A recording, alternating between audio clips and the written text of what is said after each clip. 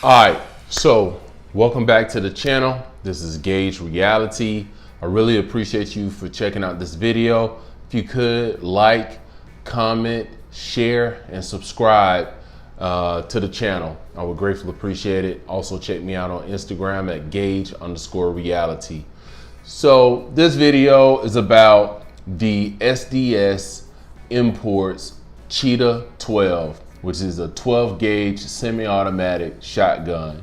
It's one of my favorite shotguns. I really like this gun. I bought it to have some fun with. Just a couple of shotguns that I like, a AA-12. I can't really afford that gun. And there's a lot of, political controversy behind that gun. So I don't have that. Sega 12 and Vepr 12, those guns are a little out of my budget of $900 to $1,300 depending on where you get it. And they do have Kalashnikov USA now, and those guns typically run around $700 to $900. And I wanted something that was more on a tactical style. This isn't something that I am gonna go to war with or use for home defense. It's really just a play gun. I got into practical shooting a couple years ago, and I thought I wanted to do 3-gun. I have not participated in a 3-gun match yet. I have done a 2-gun, but for the most part, it's only pistol matches that I've been participating in. So this was a quick and easy and cheap way for me to get into a semi-automatic tactical style shotgun. So I remember I bought this from Adventure Outdoors in Marietta, Georgia, and I was purchasing a Kel-Tec Sub 2000 from them, and I was going to pick it up. And when I got there to pick it up, they actually had this shotgun on the counter as a display. And I was like, man, that is beautiful. I really want to get it, So I ended up buying that. So I ended up giving them a 2-gun sale within a course of 3 days. So I can't really remember how much I paid for it, but it was right around $400, right? And these guns typically range from that $350 to $500 range, whether if you bought it new or not, or if you're gonna get it used. So this gun also gets compared to the Lynx 12 a lot, primarily because the Lynx 12 is imported by SDS Imports. So SDS Imports, they bring in the Lynx 12 and also the Cheetah 12. They're both cats. So anyway, I believe somewhere in China, the name of the place is called Cheetah or whatever the plan is. But if you look on the bottom of it right here, it has it actually says Linhai Wuzing Cheetah, and that's supposed to be the place where they manufacture it in China. And SDS imports this shotgun for them, and the Lynx 12 comes from the other place in China. So I actually like the Cheetah 12 a little bit better than the Saiga 12. I mean, not the Saiga 12. Saiga 12 is good. Then the Lynx, I like the Cheetah 12 better than the Lynx 12 because it had a little bit more styling, and the Lynx 12 was a little longer or whatnot. It was just something about it I didn't like. But for the most part, I didn't like the fact that it had that AK style safety. So this gun actually has a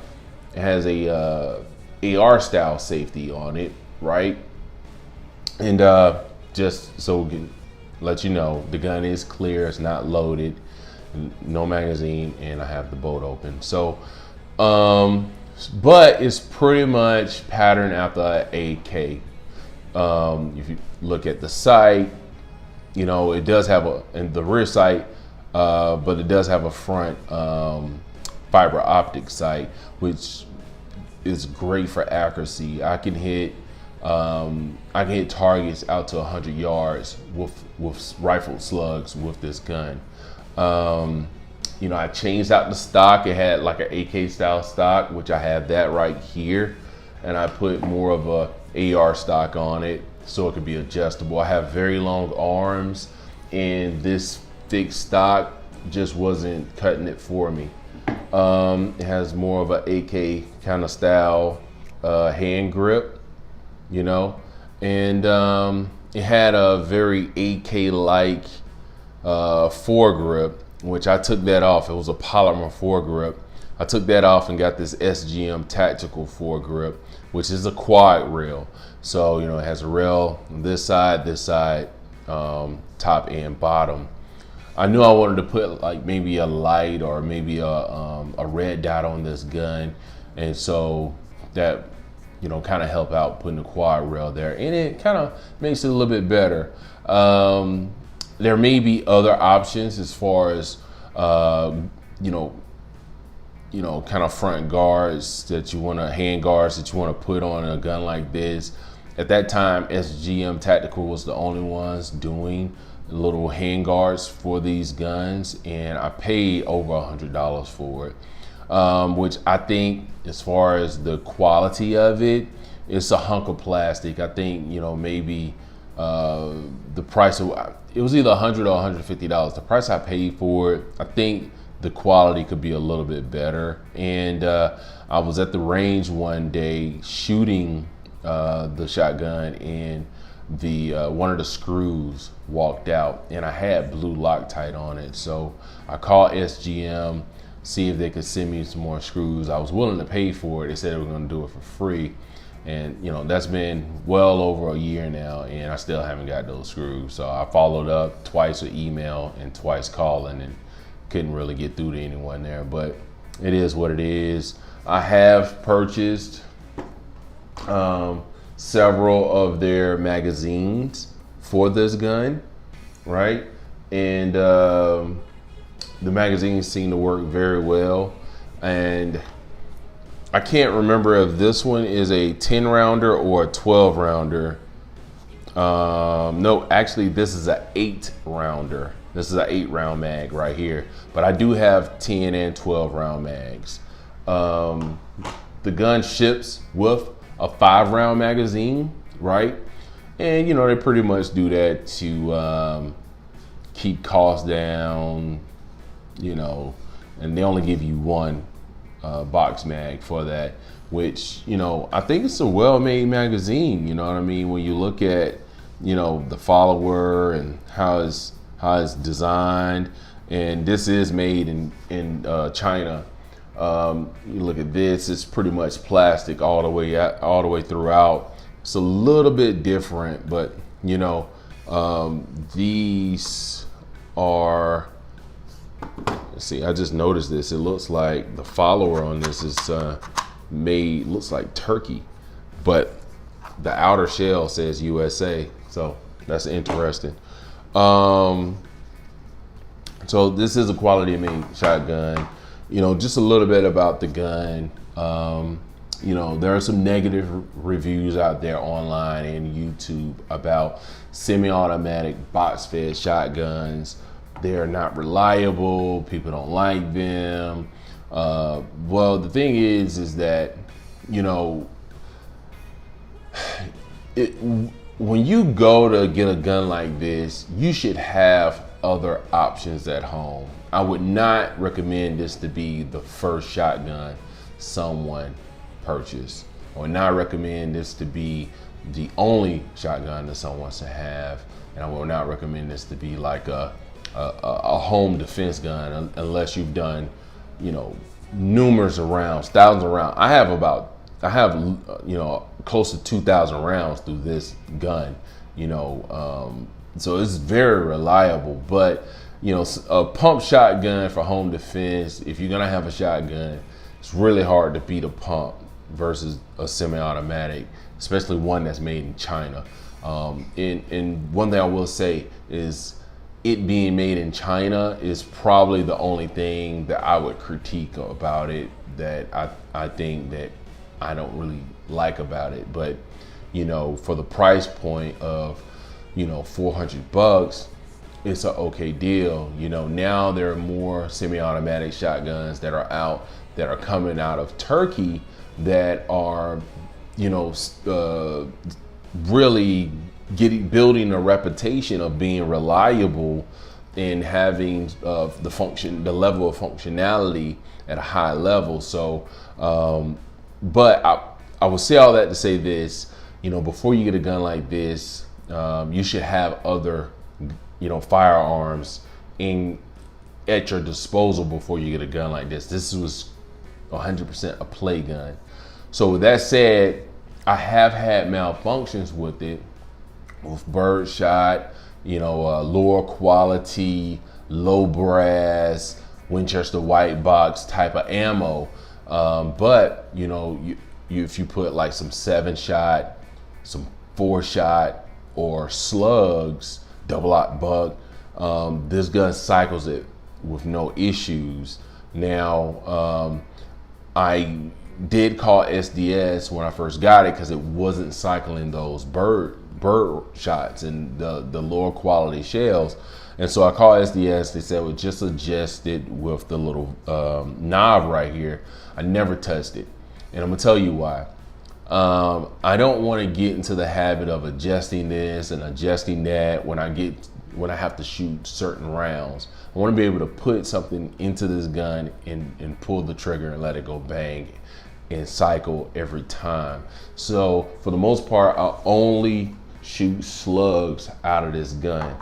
And that's really, for my belief, really brings up the reliability and the quality aspect of how this gun cycles.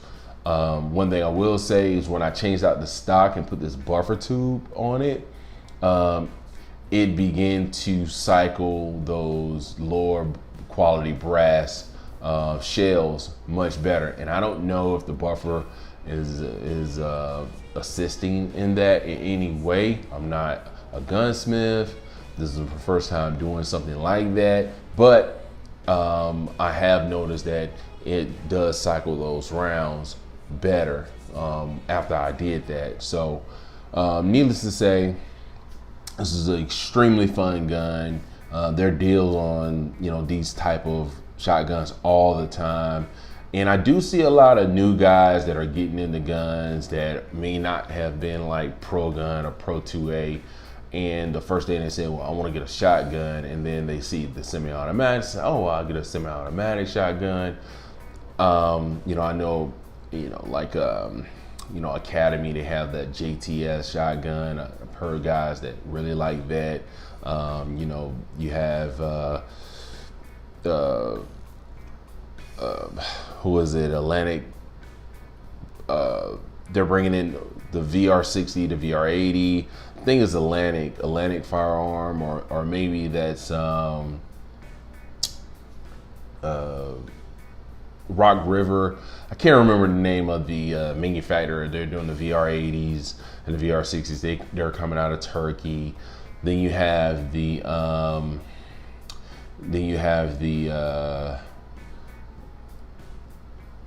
what's the name of that shotgun? Well, there are several semi-automatic shotguns that are being imported into the United States under $600, $600, you know, so you can find these type of shotguns in that, you know, $500, $400 range all the time.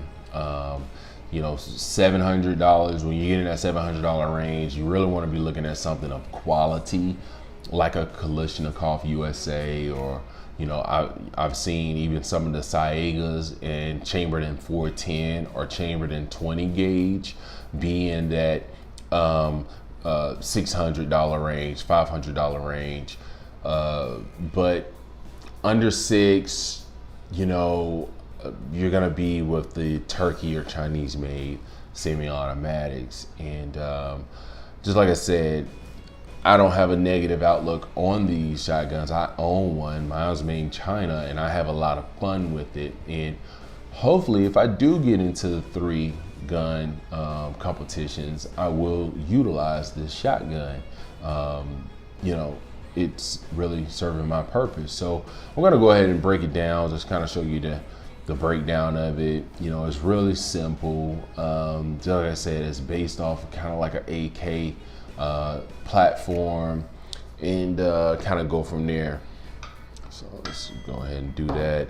So first off and foremost, what I like to do is go ahead. So I have the bolt open, and they have a little notch right here that you can just hold that and pull the bolt back. Okay, and then the bolt will stay, which is a good feature, because I think like the first generation of these did not have that, and I believe the Lynx 12 does not have that. One thing about these semi-automatic lower-end shotguns, they do not have a last round bolt hold open. I know like even the Saiga does not have that. I believe the Vepr is the only one that has that last round bolt open, and there may be some newer ones now that will come with that feature, which is a really good feature to let you know that you're out. But I try not to run the magazine dry. You know, when I know I have that last round in, I'll just drop the mag, put a new one in. So that'll work out for me. So let me go ahead and I'll just, and you don't have to pull the trigger, but I always do it myself. And then, so you have a little tab back here, you know, kind of behind this little dust cover or whatever, and you have to push that button in and push forward, and then this dust cover kind of comes out of the way when you're doing it. So just kind of push it in, then it comes off, and that's the dust cover right there. Okay, so that's the inside, that's the bottom. All right, and so now, you know, basically what you have, so pull this out, the spring right here, and you see it has these little, I don't know, like pins or whatever right there. They actually go into the little holes that, you know, retain it. And so that's the inside right there. Kind of have that little chain mechanism that you would see on an AK. And so, all right. That one. All right, so the bolt just kind of rides on out. All right. So this is the charging handle right here. Okay, and then this is the bolt, and it just kind of swivels out. It's a little bolt carrier there, and then you got the pin. So this is the biggest difference between this Cheetah 12 and you know, the Saiga 12. So from what I understand, the kind of like this is I want to say this is like stamped. It's either stamped or it's milled. Either way it go, it's the cheapest way of doing it. Don't quote me on it, stamped or milled. I can't remember which one is which. I think but it's the cheapest way. And when you feel it, it doesn't feel like it's high quality. I think Midwest USA, they actually sell these on their website. I always wanted to just get an extra one just to have. I think it's like 75 bucks just to have, you know, you never know what's gonna happen, you know, just to have one set aside and you know, if I need to change it out, I will have one on deck. So cast. I think this is cast. So it's pretty much, you know, I don't even think this is steel. But it's definitely cast. So that's that. And you just put the bolt back in, and it rides that groove right there. So when I first bought this, you know, just being used to ARs and, you know, being used to like handguns, this is my first time breaking it down. I was having a hard time trying to get this, you know, put back together, because I was just like, man, how do you do it? And so if you look and see, it has a little groove right here, right there at the bottom. So when you're putting this in, you know, this just lines up with the hole. And when you're putting it in, you want to actually get it in here. All right, make sure the safety's on. And you want to push. You want to try to push it down as hard as you can. Oh, hold on. You want to push it down as hard as you can, because what's going on is there's some grooves in here, and you want to get it past, well, get it down into the grooves.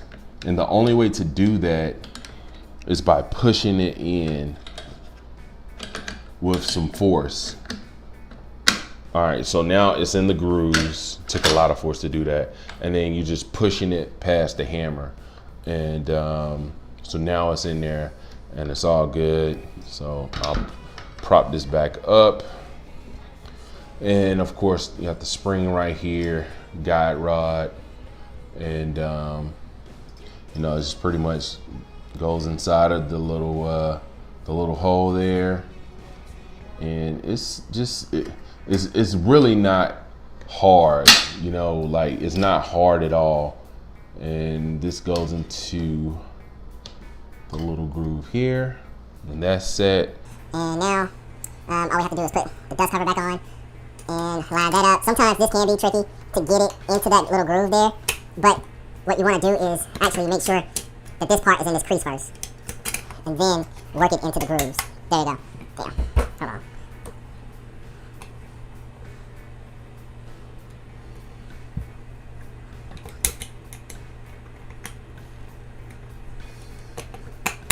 Alright, there we go. Alright. So, And that's that.